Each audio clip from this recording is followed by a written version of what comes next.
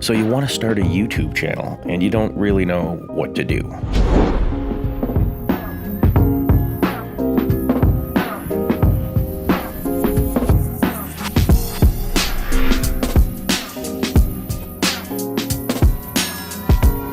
So this video isn't a map showing you exactly how to get somewhere. It's more like a signpost that's going to point the direction to go and give you some ideas of things that you might encounter along the way. And maybe some things that you want to think about while you're traveling. I'm new to this voiceover thing. I don't know if I should be doing a voice. This is just my normal voice, and this is just how I talk when I'm normally talking to people. Hi, why are you in my yard? Can you get out of my yard? And I really wish that you'd stop coming into my yard. That's how I talk to people usually. Like, for instance, if they are in my yard. But I feel like I should probably do a more presentation-y kind of voice. This is a good example of the sort of thing that you have to think about. Do you just want to be yourself when you're talking and be natural in that way? Or put on a voice and make it sound like you're really professional and good at what you do? In a world where one man thinks he knows more than other guys who know things about other things that no other guy knew anything about. Maybe I'll do the title part in a voice. Yeah. Chapter 1, Your Life. That was pretty good. So basically this part is about your life. How much time do you have to work on a YouTube channel anyway? Just like an hour here and there kind of thing? Or every weekend? Or are you going to do it in the evenings after a long day at the office where you've had to look at all these people and meetings and listen to Jennifer in accounting tell everybody that they've been spending too much money on paper clips? That meeting took an hour, Jennifer. Then you want to come home and work on your YouTube channel? I don't know. That's probably what you're going to have to do, though. The hell with Jennifer. What does she know? Maybe she'll subscribe to you. You need to just focus your energies on producing what you can produce in the times that you can produce. This is why I tell people it might be helpful to start filming some of your life. Maybe you could film yourself while you're doing the recycling and make a video about it. Or maybe you could film yourself while you're taking your kid to hockey with the camera safely mounted on the dash. And you could ask him about his hockey game and make that into a video. Or you could just film yourself doing any of your daily tasks and then do a voiceover about something else later. It's hard to fit it all into a day, but you gotta have expectations that match the time that you have to spend on it. Chapter 2, How much support do you have? That was a weird voice. So no matter how much time you have in the space of a day to do this, some of it you will be spending with friends and family. Sometimes creating YouTube videos or any kind of side project like this takes time away from our spouses and our significant others and our friends and our family. How much support do you have in that regard? Is your wife going to mind that you're spending an extra hour or two sitting in front of the computer editing together a video about that weird camera that you just spent the vacation money on?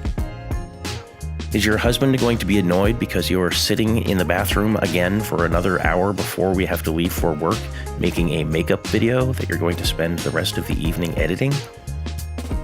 Take a look at the people in your life and see how much support they're willing to give you or how much they're willing to put up with. Chapter 3, What resources do you have? So I've made videos about this whole thing. Like, what kind of camera do you have to film with right now? Do you have your phone? Do you have a GoPro? Do you have an old DSLR? Do you have a little point and shoot camera? You must have something around the house that I'm sure you don't think is good enough to do whatever it is that you want to do. What I'm trying to tell you is it's probably perfectly fine. If you don't have a camera, or you can't be convinced that the camera you have is any good, then do you have a budget to spend on a camera? Do you have any audio gear? Do you know how you're going to record audio? Are you going to use the internal mic, or are you going to get a microphone? Is it going to be a lav mic, or is it going to be a shotgun mic? Do you have a computer to edit the video on? Do you have a way to get the video from whatever you're shooting it on to the computer?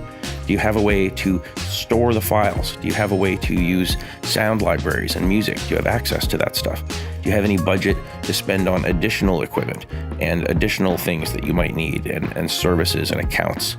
What do you have available right now, and what are you willing to spend in order to get the things that you need to do it? Also, what sort of expectations can you set in your head so that maybe the equipment that you have access to right now or have an easy way to purchase right now will be enough to match the quality that you have in your mind? I don't know about that one. I think I lost it at the end there. I'll try a better voice for this one. Chapter 4. How well do you take criticism or unsolicited commentary? So, depending on your point of view, it can be difficult to hear unsolicited opinions of something that you worked really hard on. There will always be a percentage of people who dislike the creative work that you've done. There will be a much smaller percentage of people who rabidly dislike the creative work that you've done and will say so loudly and with a harshness that you're not likely to enjoy. That group is always a small percentage, but the number of people represented by that small percentage grows as your channel grows. It's inevitable that you're going to have someone who is exceedingly negative posting comments on your YouTube videos. This is why I talk about being an artist so often. It's not about your YouTube videos, it's about getting criticism on something that you've done that expresses your creativity and your point of view. It's about being able to accept that input as just data and using that to make your work better or different in whatever sort of way that you want to grow. Chapter 5. What is your ultimate goal with creating a channel? So what is the point of you making a YouTube channel? Do you want to make money from ad revenue and sponsorships? Do you want to be an influencer? Do you want to grow a community? Do you want to support your business? Or are you just looking for something different to do to pass the time while you idle away your days watching the world turn inside out as we all collapse towards a final cacophonous singularity of social upheaval, national dissolution, and civil unrest? Wow, that got really heavy. Why do you want to make a channel though? You got to think about that. If you want ad revenue, you're going to be disappointed for a while. It takes time to get there. You need to be patient as you grow it into whatever you want. Ultimately, a good goal to have on a short term is to just learn how to make better videos and get more confident in every single step of the process. Chapter 6. What will you make videos about anyway?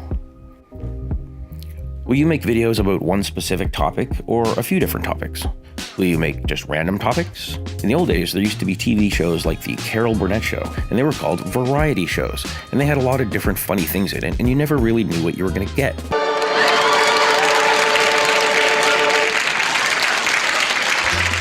You could do your channel like one of those, and just have different videos about different things and whatever's happening with you at the time. More of a personality type channel than a topic type channel. Current thinking says that you should stay specialized and more have a topic and a niche for your channel, in the same way that when you turn on a TV show like Jeopardy, you know exactly what you're going to get. You're probably going to get a game show. This is Jeopardy! And maybe there is some wisdom in that, because you don't really see a lot of variety shows on TV these days. Think about what you're going to make videos about, and if you say Fortnite, or if you say makeup, or if you say woodworking, then you need to think beyond that and think, why will people watch my videos about this topic? What would make my videos worth watching that someone else's videos wouldn't be worth watching? Is what you're going to make videos about unique so that you're the only person who's making videos about that? Or are your videos about a topic that a lot of people are making content about? Either way, you need to be unique and stand out in your content. If your topic is the same as a lot of other people's, then you really need to have a differentiator that makes your content stand out from the pack. Maybe you want to make Fortnite videos, but there are already 6 billion channels making Fortnite videos. Maybe you also happen to own a baby elephant who likes to play the game with you, and you could make videos about you playing that game with your elephant. I would watch that. Think about what you can do to differentiate yourself. Buy an elephant. Chapter 7. What type of channel are you gonna have anyway? When I say what type of channel are you going to have, I mean, are you going to have a vlog type channel or a television show type channel? A good example of a vlog type channel would be Casey Neistat, who runs around with his camera pointing at his face as he's talking about whatever he's doing that day. A good example of a TV show type channel would be BuzzFeed's Unsolved, where they sit in front of a camera talking to it as TV presenters would. Are you going to have a physical presence in your videos, or are you going to do voiceover only? Are you going to rely on footage you find elsewhere, and where are you going to find it? Do you understand copyright law and have the ability to ensure that none of your work is going to get a copyright strike? Are you going to be conversational in your videos, or are you going to use a script? Or are you going to have maybe a mix of those two things, which is what this is? I'm making up about half of what I'm saying right now. I think that's pretty much everything from my list. That's 7 things. I guess just as a chapter 8, the last few things. What are you going to edit your footage on? Are you going to edit it on a PC or a Mac or a mobile device of some kind? What software are you going to use? What resolution does your camera shoot? And what resolution are you going to export from your edit? What workflow are you going to use? How are you going to get the files from the camera or the card to whatever you're editing it on, and then export the export file, and then you've got to upload that to YouTube, and then do you keep all of the work files, and for how long do you keep them? And it takes up a lot of space, and you got to figure out like an online backup storage if you're going to save it all. It's quite a bit of a headache. So you can start thinking about all that stuff. Sounds like fun, doesn't it? It actually is kind of an enjoyable process. I'll probably do a video about exactly what I do to help everybody understand a good place to start with it all. So that's it. That's all I got right now. If you like this video, give it a thumbs up thing. If you didn't like this video, give it one of those thumbs down things. And if you want to subscribe, I'd like that. I could use more subscribers. And if you want to leave a comment, that would be even better. And tell me to go jump in the lake if you like. Thanks for watching.